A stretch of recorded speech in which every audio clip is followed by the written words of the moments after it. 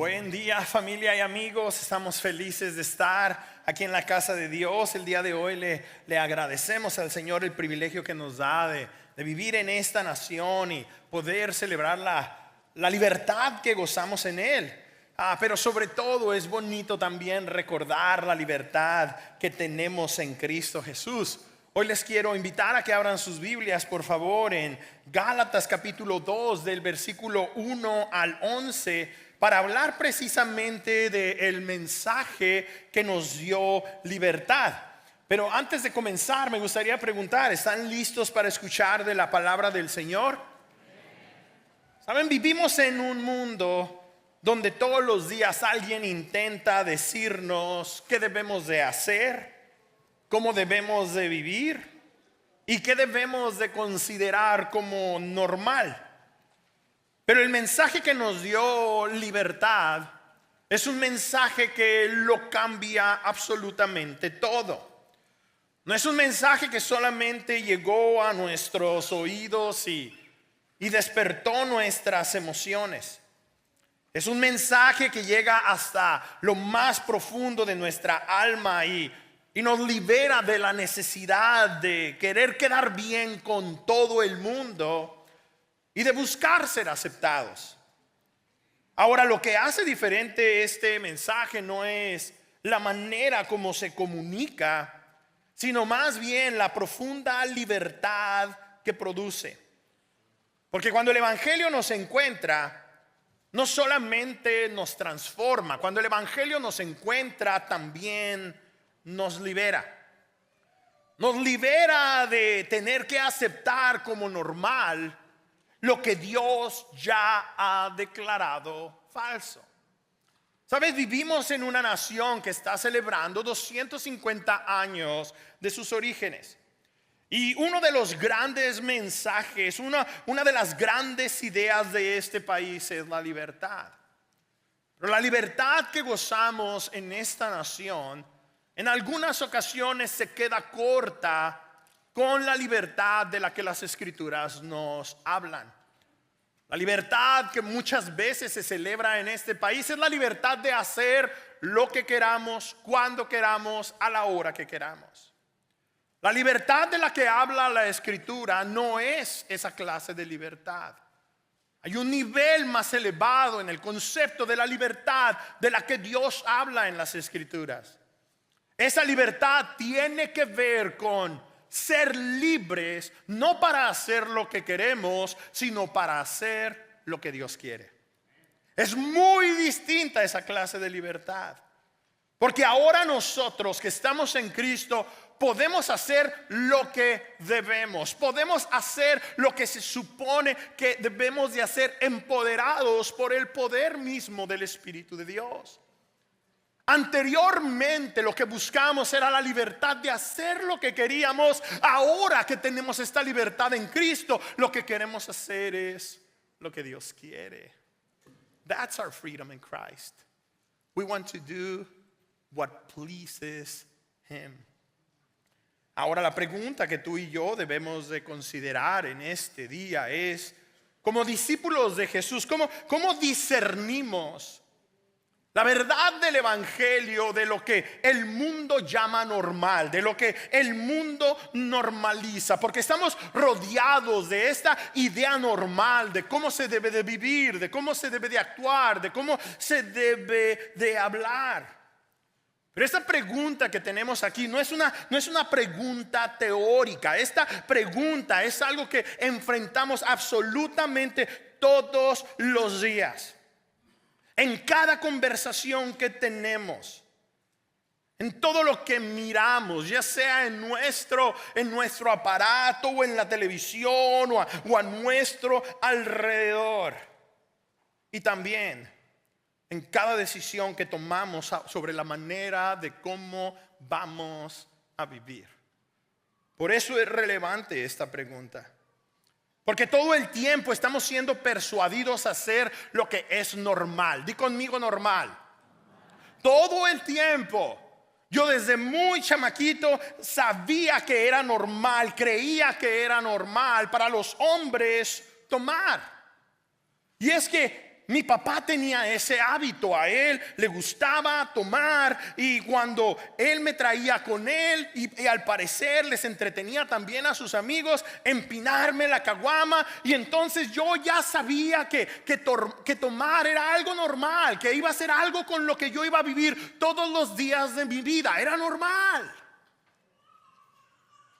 Había también otra área en mi vida que para mí era normal. Era normal ser violento, era normal no portarme bien, era normal ser rebelde. ¿Por qué? Porque en mi familia de origen había familiares, había tíos que estaban en prisión. Para mí eso era normal. Fue hasta que llegó el Señor que me di cuenta que ciertas ideas que yo tenía en mi cabeza no eran normales. El mundo las había plantado en mí. El contexto en el que yo estaba viviendo las había plantado en mí. Y yo las llegué a creer como normales. Ahora, para entender cómo se construye esa normalidad que nos rodea, vale la pena volver a un investigador que ya hemos mencionado antes. En mi mensaje anterior mencioné que en su libro El Punto Clave, este investigador y periodista Malcolm Gladwell estudió cómo ciertos mensajes e ideas llegan a propagarse de manera extraordinaria porque son compartidos por personas que han sido transformadas por ese mensaje. Y las personas cuando están apasionadas por un mensaje, simplemente lo van a compartir. Ahora, recientemente Gladwell retomó esa investigación, pero desde una perspectiva diferente. Ahora analizó cómo algunos mensajes pueden propagarse en masa. Esto es que las multitudes, la sociedad entera, las pueden normalizar mediante la influencia o la manipulación social hasta el punto en el que son normales. ¿Cómo es que el aborto es normal? ¿Cómo es que las drogas y vender marihuana es algo normal? ¿Cómo es que el divorcio es normal? ¿Cómo es que el matrimonio igualitario es normal? ¿Cómo es que hay tantas cosas que nosotros hemos visto a través de nuestras vidas y nos hemos preguntado, ¿cómo es que es eso normal? Bueno, ha habido un gran trabajo de ingeniería social buscando que tú y yo le estemos llamando normal a algo que antes no lo era. Nota que nada de lo que mencioné estoy diciendo que está mal. No es eso, no es ese mi mensaje. Aunque ustedes yo sé que saben cuál es mi postura.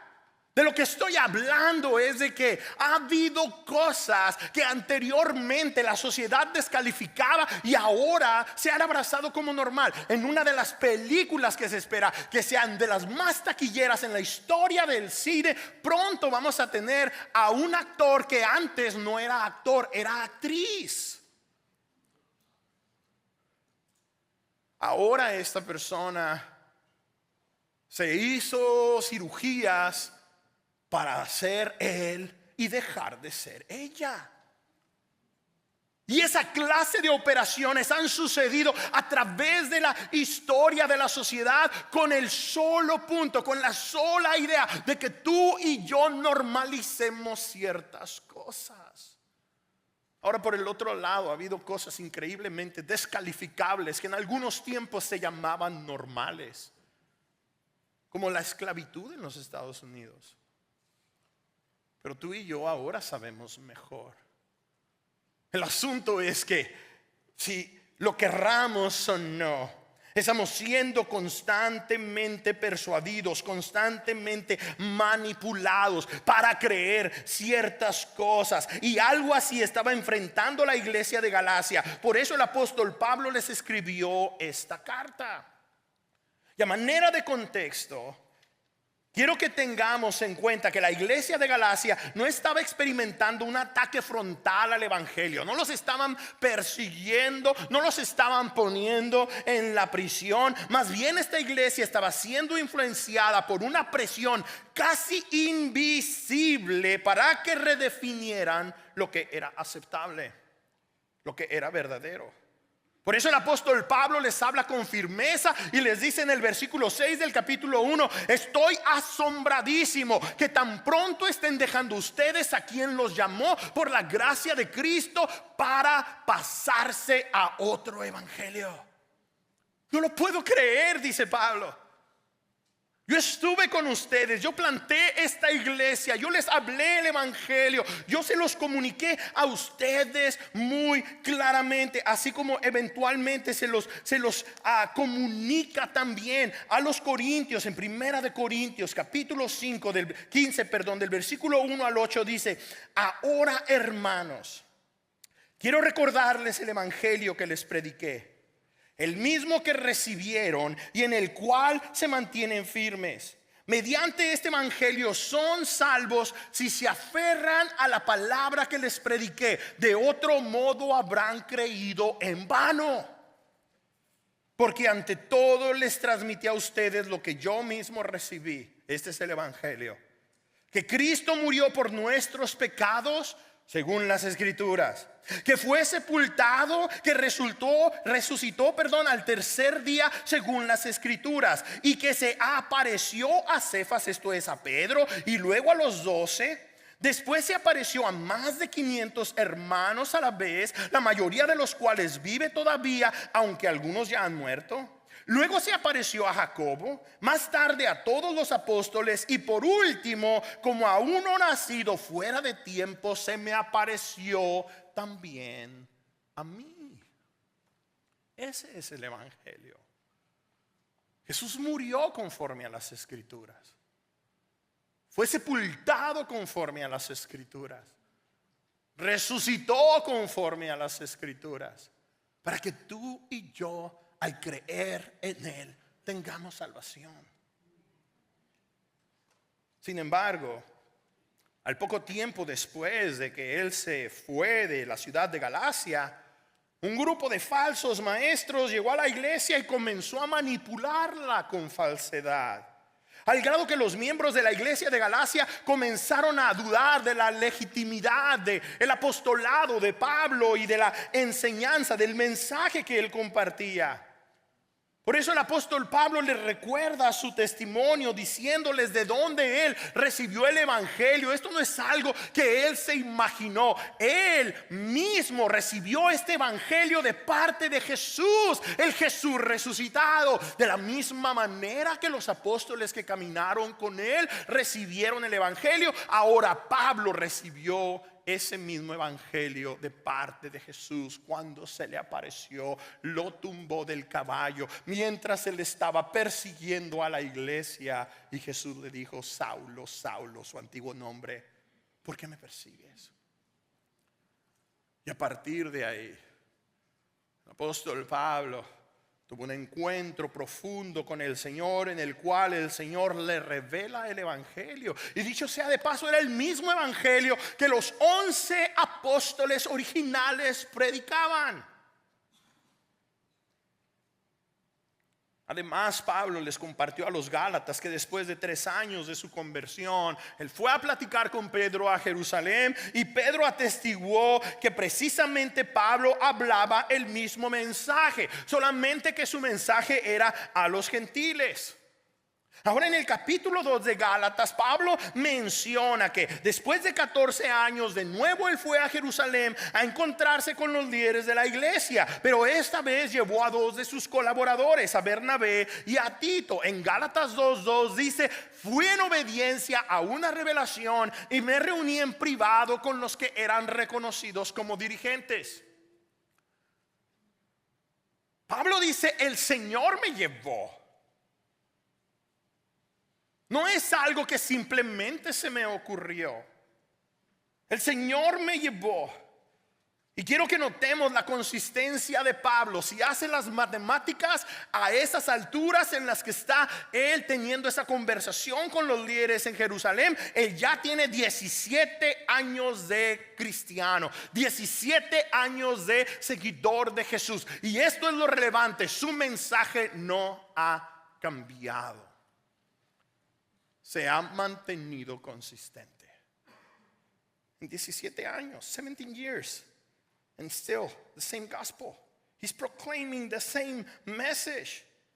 Y luego Pablo habla de lo que sucedió en privado con los líderes de la iglesia. Dice, entonces expliqué el evangelio que predico entre los no judíos para que todo mi esfuerzo no fuera en vano. Pablo va y sabe que el Señor lo manda. Porque este evangelio es muy importante. Porque este evangelio es muy valioso. Pablo sabe que necesitaba ir a Jerusalén, porque de ahí de Jerusalén aparentemente estaban saliendo algunos maestros que estaban mezclando la verdad con el error. Y mis hermanos, esto es importantísimo. El evangelio es demasiado valioso como para comprometerse. Lo que tú y yo tenemos aquí es extremadamente valioso como para comprometerlo. Ahora, ¿cómo estaban comprometiendo el evangelio esos falsos maestros? Bueno, ellos querían que los gentiles vivieran como judíos. Esa era la manera como ellos estaban comprometiendo el mensaje. Ellos querían que cada gentil, que cada persona que no era judía como tú y como yo, al aceptar a Jesús, viviéramos como judíos. Nos circuncidáramos, practicáramos tradiciones judías. Y es que el evangelio comenzó a multiplicarse y a desarrollarse entre judíos. Y el cristianismo se originó entre judíos. Entonces ellos se quisieron de alguna manera como posesionar del mensaje, como ser los dueños del mensaje. Y dijeron, ok, si vas a creer este mensaje, te tienes que hacer como los judíos. Y Pablo no estaba listo para permitir que eso sucediera. Por esa razón fue a Jerusalén, no buscando la aprobación o el permiso de los líderes de la iglesia, o no para buscar proteger algo que le pertenecía a él. No, Pablo fue a defender algo que le pertenecía a Dios. Esto le pertenece a Dios. Es el mensaje de Dios para nosotros. No le pertenece a nadie más. Prácticamente el mensaje de estos judaizantes era: acepta a Jesús, pero también acepta esta tradición. Y el mundo está lleno de religiones como esas, en donde las personas muchas veces promueven a Jesús, pero aparte un libro extra, un profeta extra, un apóstol extra, un movimiento extra. Como si Cristo no fuera suficiente. El evangelio siempre ha sido el mismo. Solamente Jesús salva. Solamente por medio de su sacrificio una persona puede tener redención. Solamente la sangre de Cristo limpia al pecador de todo pecado. Solamente cuando crees en Cristo Jesús tienes salvación. ¿Qué es lo que debes de hacer para ser salvo? Creer en el Señor Jesucristo y se acabó. Y puedes decir, hoy qué fácil es ser salvo. No es tan sencillo. Muchos de nosotros nos cuesta demasiado creer. Pero el cristianismo no solamente es salvación, también está la santificación. Y no la debemos de olvidar. El Señor nos salva. Somos justificados por medio de la fe en Cristo Jesús. Pero una vez que somos salvos, entonces comienza nuestro camino de santificación, de querer vivir siendo transformados a la imagen de Cristo Jesús. Pero la santificación no nos salva. Es una evidencia de que somos salvos. Muy distinto muy distinto. Y cuando este evangelio se corrompe, entonces se tiene que defender. The gospel must be defended whenever it's needed. Ahora, esto no significa que Pablo llegó a Jerusalén buscando bronca. Él nos dijo, pónganos los guantes, y se subió al cuadrilátero. No es lo que hizo. Él llegó buscando claridad. Sin embargo, al parecer, en medio de esa reunión privada que Pablo tuvo con algunos de los líderes, Pablo no podía ignorar que algunos de los líderes estaban ahí tratando de añadir condiciones al evangelio que Cristo nos había dado, nos ha dado gratuitamente. Mira lo que dice el versículo 4. El problema es que algunos falsos hermanos se habían infiltrado. Di conmigo, infiltrado. Se habían infiltrado entre nosotros para coartar la libertad que tenemos en Cristo Jesús a fin de esclavizarnos. ¿Te das cuenta? Este evangelio nos da libertad, y lo que ellos querían es que volviéramos a la esclavitud. Eso es lo que hace la religiosidad. Nos sentimos libres de lo que nos presionaba allá en el mundo, pero luego venimos y practicamos una religión que lanza más ataduras a nuestra vida.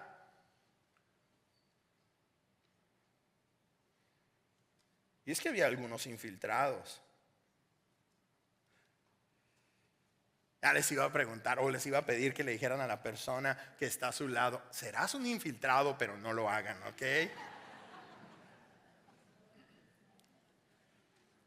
Ahora, esa palabra infiltrado quiere decir que estos líderes no llegaron por la puerta principal anunciando que venían a cambiar el mensaje del evangelio.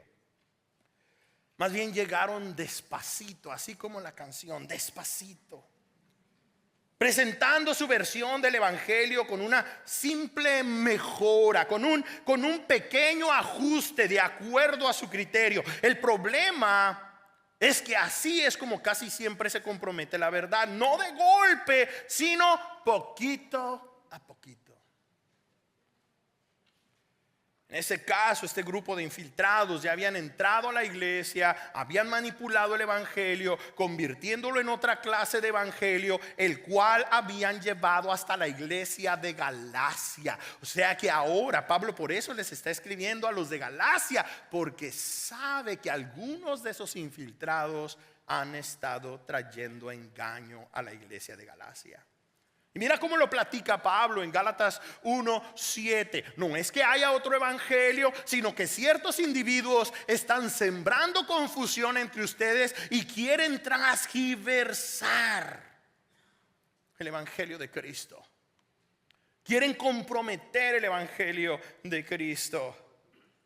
Estos infiltrados es lo que querían, y Pablo no se los iba a permitir. Por eso en el capítulo 2, versículo 5 dice: ni por un momento, di conmigo, ni por un momento, ni por un momento accedimos a someternos a ellos, pues queríamos que se preservara entre ustedes la verdad del evangelio. No vamos a comprometer la verdad del evangelio. Ahora, ¿por qué Pablo estaba pero tan obsesionado con que la verdad del evangelio permaneciera? Bueno, porque el evangelio es la única verdad que nos puede dar libertad. Por eso, el evangelio es la única verdad que nos puede dar libertad. The gospel is the only message that can give us freedom. Y estos religiosos infiltrados lo que querían era esclavizar. Por eso tenemos que estar alertas y defender el evangelio, no imponiéndolo sobre otros, sino compartiéndolo con veracidad cuando tengamos oportunidad. Ese sería mi criterio para esta sociedad, para estos tiempos en el siglo XXI. En la ciudad de Galacia, ¿cuántas iglesias cristianas había? Solamente una. En el siglo XXI, en la ciudad de Escondido, ¿cuántas iglesias cristianas hay? Un montón. ¿Me explico? Entonces no nos corresponde a nosotros a querer pastorear, a querer educar, a querer reformar otras congregaciones o querer hacerlo con personas que no conocen a Jesús. Pero en esta congregación, en esta comunidad, nosotros tenemos que enfocarnos en la libertad que Cristo da. Ahora, defender el evangelio no es defender nuestras preferencias. Porque a algunos de nosotros nos gusta cantar sentados y a algunos otros parados. Defender el evangelio no significa defender nuestras tradiciones, porque nosotros cantamos cantos traducidos del inglés al español y a nosotros nos gustan himnos. Solamente son preferencias, solamente son tradiciones. Tampoco estamos aquí para estar hostigándonos con diferentes interpretaciones de cuestiones que no son primarias, que no es justificación por medio de la fe en Cristo Jesús. Más bien tenemos que defender la verdad que fue entregada a nosotros a través de la palabra. Y una buena manera como defendemos nosotros la palabra es compartiéndola. Yo sé que no te lo esperabas. Yo sé que estabas esperando que te dijera: apréndetela, memorízatela, agárrate unos libros de teología sistemática y ponte a alegar con todos, a convencerlos. No. Raramente nosotros podemos convencer a las personas. El Espíritu Santo de Dios es el que convence a las personas de que Jesús es suficiente, de que la palabra de Dios es verdad. Tú y yo tenemos que estar enfocados en compartir el evangelio. Si no, lo único que estamos haciendo es competir entre nosotros para ver quién está bien y quién está mal. Eso es lo que muchos cristianos hacemos y nos encanta hacer. Hemos creado una rama de filosofía cristiana en donde se trata de defender el evangelio y decirle a toda la gente que ellos están mal y que yo estoy bien. En lugar de hablar la palabra a tiempo y fuera de tiempo con gente que verdaderamente la necesita. Con gente que vive esclava al pecado y a la muerte. Con gente que tiene hambre y sed de Dios. No digo en absoluto que no vamos a entretener en algunas ocasiones pláticas en donde vamos a hablar de teología, porque es importante. Pero eso no es lo más importante. Eso no es lo que mantiene nuestra pasión de compartir el evangelio. Lo que lo mantiene es que lo compartimos, que buscamos que siga avanzando. Y Pablo lo que quería era el respaldo de los líderes de la iglesia en Jerusalén, y al parecer se lo dieron. Mira lo que dice el versículo 7: reconocieron que se me había encomendado predicar el evangelio a los no judíos de la misma manera que se le había encomendado a Pedro predicarlo con los judíos. Todos estos líderes se dieron cuenta: sabes que Pablo tiene un llamado especial. Él les va a predicar a esos que no son judíos. Esa era la audiencia de Pablo. Pablo era el apóstol a los no judíos. Entonces Pedro, junto con Juan y Santiago, el hermano del Señor, que eran considerados columnas de la iglesia, le dieron un saludo a Pablo y a Bernabé en señal de compañerismo, para que ellos comunicaran el evangelio con aquellas personas que no conocían de Yahweh, que no conocían del Dios de Abraham, de Isaac y de Jacob, que no eran herederos de esas promesas, para que vinieran y fueran parte de ellas bajo el nuevo pacto en Cristo Jesús. No a que se convirtieran en judíos, sino que ahora vivieran a la manera de Jesús, con el corazón de Jesús. Y eso me lleva a mi punto número 3. El evangelio se tiene que practicar. En esta sociedad en la que vivimos tú y yo, si queremos defender el evangelio, lo tenemos que compartir y lo tenemos que practicar. Después de la junta que tuvo Pablo en Jerusalén, la teología había quedado resuelta y la misión había quedado confirmada. Pero antes de despedirse, Pablo les platica a los Gálatas que los líderes de Jerusalén añadieron una última palabra, no sobre doctrina, sino sobre acción. Di conmigo, acción. Acción. Queremos defender, se tiene que defender con acción. Mira lo que dice Gálatas 2:10. Solo nos pidieron que nos acordáramos de los pobres, y eso es precisamente lo que he venido haciendo con esmero.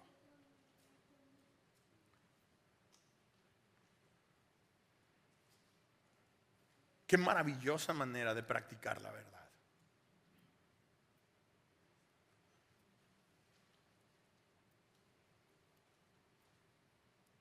Hace un ratito quería preguntarte quién era tu audiencia.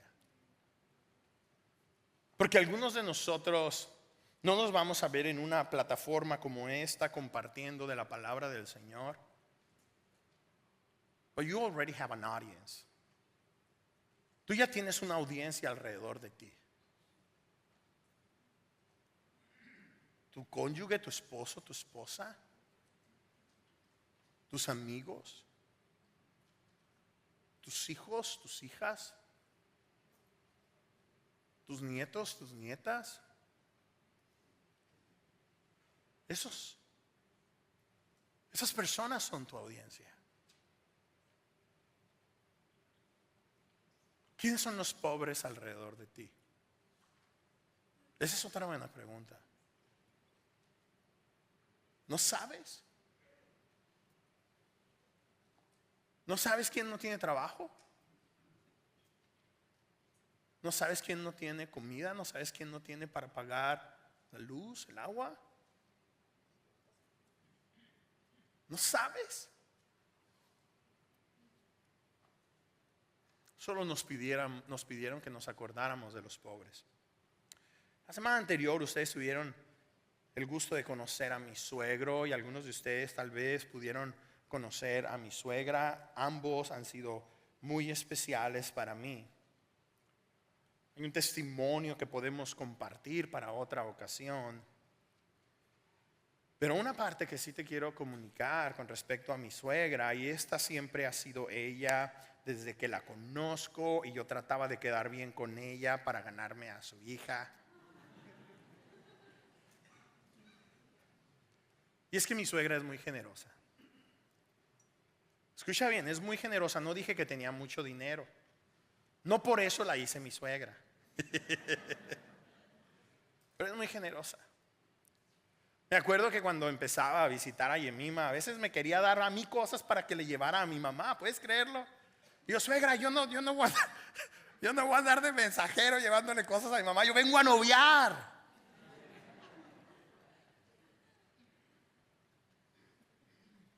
Pero a través de los años siempre he podido ver cómo ella ha sido extremadamente generosa, y es algo que constantemente Yemima y yo nos retamos a imitar de ella. Y este fin de semana no fue la excepción. Estábamos comiendo el día sábado, y entonces ella de la nada comienza a platicar de una necesidad que había entre unos de sus vecinos, porque el papá de unos niños, 3 niños creo, o 2, ahí donde ella vive, el papá de esa familia estaba en el hospital, muy grave, y no tenían dinero, y ya pronto, aunque era el verano, mi suegra se está preguntando, pronto van a ir a la escuela los niños, no tienen zapatos, no tienen mochila, en fin, empezó a platicar de todo esto. Y cuando te platica mi suegra de esas cosas, pues hay una lucha interna, ¿no? Porque dices, ¿le doy o no le doy? ¿O me explico?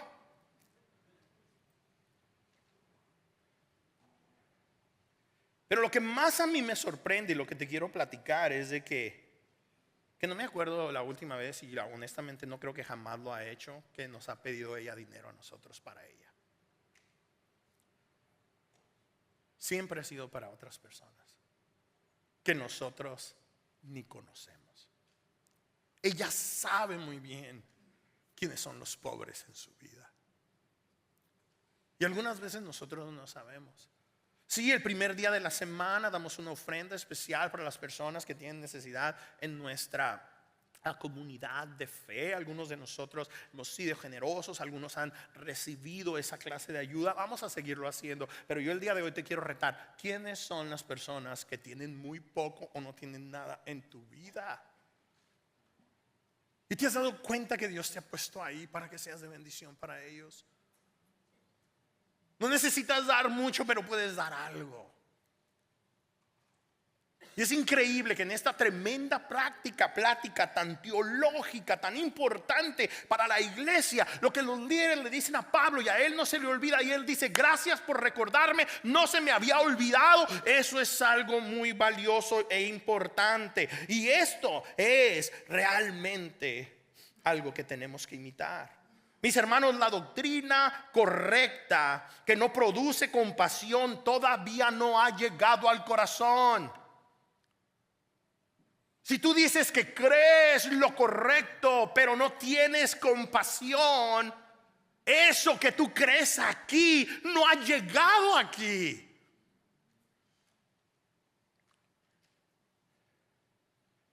No permitas que la verdad del evangelio se atesore solamente en tu mente. Permítele que te transforme el corazón también, para que puedas sentir como Jesús. Así es como nosotros ayudamos a preservar la integridad del evangelio, pues la integridad del evangelio se preserva cuando la vivimos.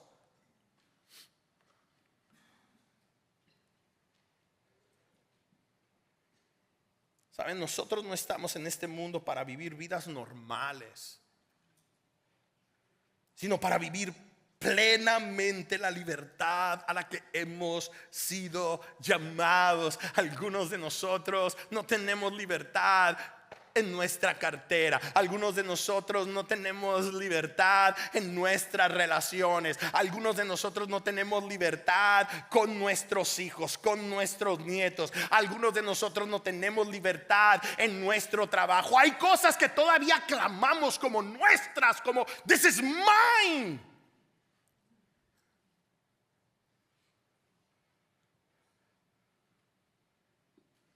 El Señor el día de hoy nos quiere recordar que el evangelio que hemos creído se trata de venir y decirle a Jesús: Jesús, tú eres mi Señor.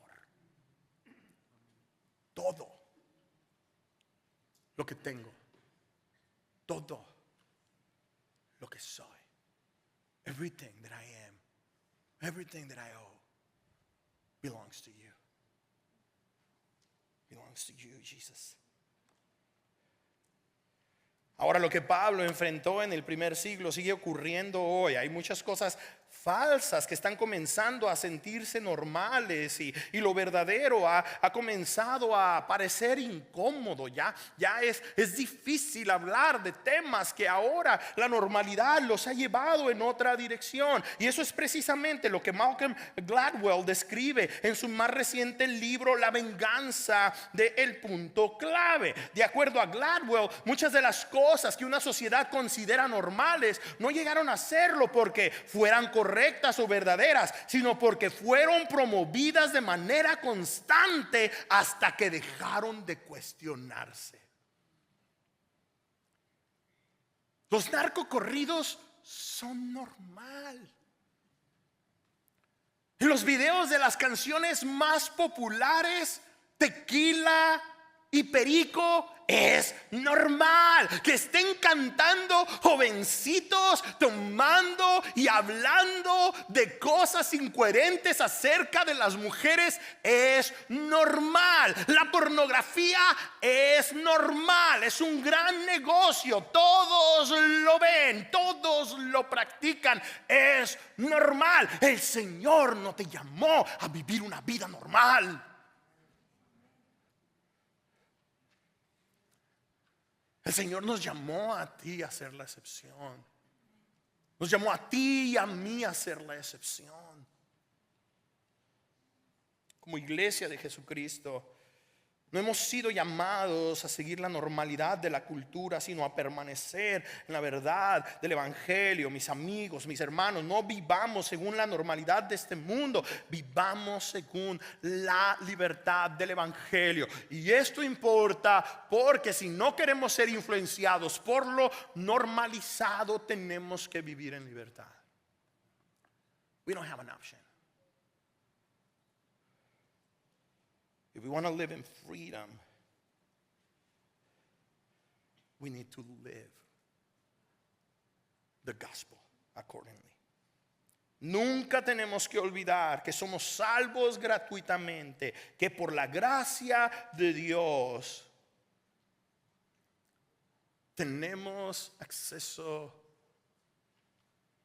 a Cristo Jesús, el cual nos ha acercado al Padre. Mis amigos, el evangelio no solamente tiene el poder para salvarnos del pecado, de lo cual nos gozamos, ¿sí o no, iglesia? El evangelio no solamente tiene el poder para transformarnos de muerte a vida, ¿sí o no, iglesia? Es una bendición eso. El día de hoy quiero que recordemos que también el evangelio tiene poder para que vivamos en libertad. No permitamos que mensajes distorsionados comprometan nuestra libertad en Cristo. ¿Les parece?